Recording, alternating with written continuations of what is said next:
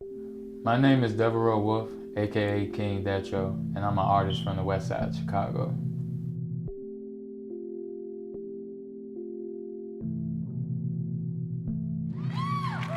So let me tell y'all my story. I was coming home from the link office, I need to get them stamps. I ran into one of my younger friend's brother, and he decided to give me a ride home. Suddenly we get pulled over. I just felt like this was the wrong place at the wrong time. I wound up getting assaulted by an officer, and somehow I end up getting charged for assaulting him. It ain't. The morning after I was arrested, we were getting transported to Cook County Jail. And next thing you know, we're sitting in bullpens. We was pretty much getting prepared to go into bond court. No more than 30 seconds. I didn't understand anything. I was clueless. I was shot right back out the door into the bullpen.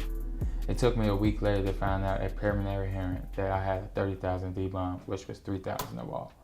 So my time in Cook County Jail was definitely uncomfortable, anxiety inducing. It smelled bad and it was unsanitary. The guards mistreated you. They pretty much control every part of your day, where you sleep, eat, go, and half the time you're trapped in your cell. I know with my limited amount of resources that I would be unable to bail him out for any amount above $100. I have been on the housing voucher program, also was a full-time student getting my master's in public policy, as well as my oldest brother was having complications with his kidneys and subsequently passed away. It seemed like all these things were happening at the same time. I actually feel like if I would have never gotten in the car, maybe I would never been in that situation, and I would have still been pursuing my dreams and my dancing. All I wanna do is put footwork in on the map. They will understand that footwork ain't coming back. I'm a king in my city, representing that your city. And ain't no time to play, go hard or go away. This is from Chicago, where we love the truth. Well, before I got arrested, prior to what I was doing before, which was music and dancing, I was hosting While I Can TV show, and I had a lot of music dropping on the radio at the time, doing a lot of schools, pep rallies. When I got locked up, the impact from that was it kind of like almost slowed down my flow of being positive. When I stepped out for recreational time, there was a guy named Rashad that I ended up coming across, and he was explaining to me like, hey man, I know who you is, bro. You be doing a lot of little positive stuff, like, why you here? So I pretty much told him like I couldn't afford my bond at the moment. So he ended up telling me like, check it out. I got this number called 1844M bond. And when he told it to me, bro, I was like, is this a real number, bro? Yeah.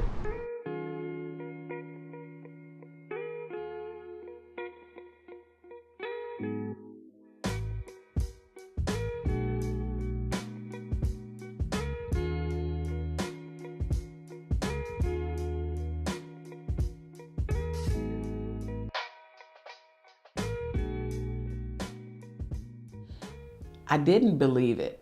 I actually thought it was a joke. Like, nobody's getting anybody out with $3,000 bond. It's crazy.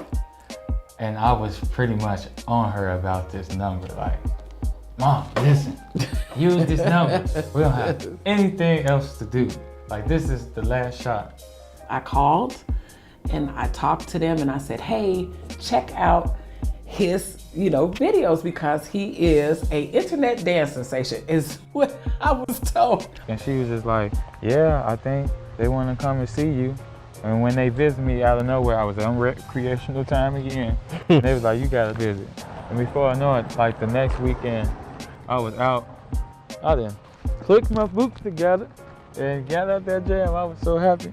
And it was like a relief that we were able to find out about this program to get him out so that we can better assist him, so he can better prepare for his case, because we really felt we had the law on our side, but we couldn't get resources that could help him with his case. It was good that I was able to attend, Mom's graduation, still becoming a pallbearer for my uncle's funeral, and still, keep the apartment with Weedy and keep continuing my dancing. Exactly. So what What's the aftermath now, though, that you out? My public defender was supposed to be getting my mitigation papers together. Pretty much showing that like I'm not like a menace to society or something. The next time I saw my public defender, he told me he was sick and he did not have none of my paperwork together.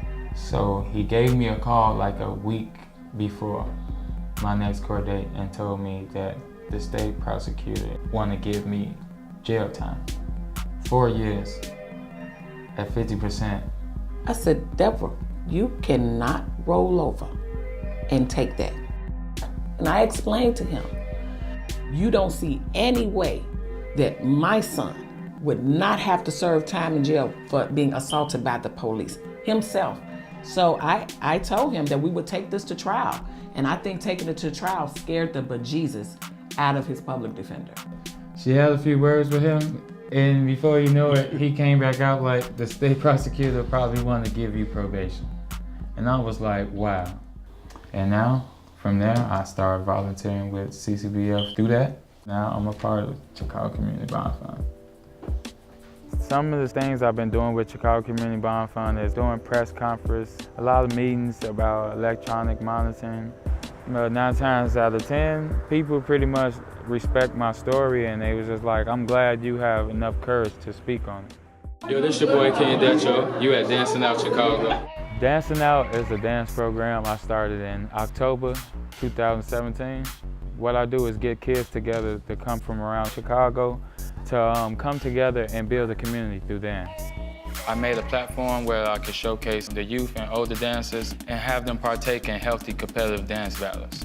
And you know, we all know about the violence in Chicago, but that's why the N stands for negativity. We are helping the young kids and the youth stay out and dance the negativity out.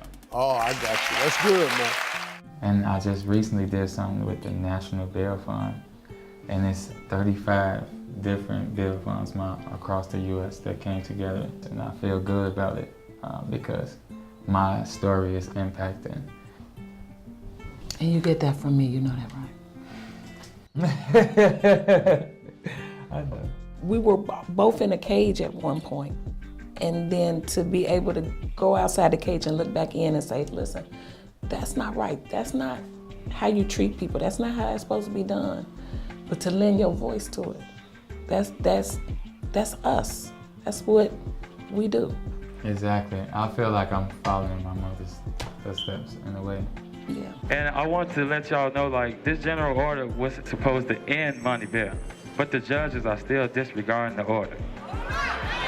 That's why I'm glad that we need to come here together to end money bail, end pretrial detention, and end mass incarceration now.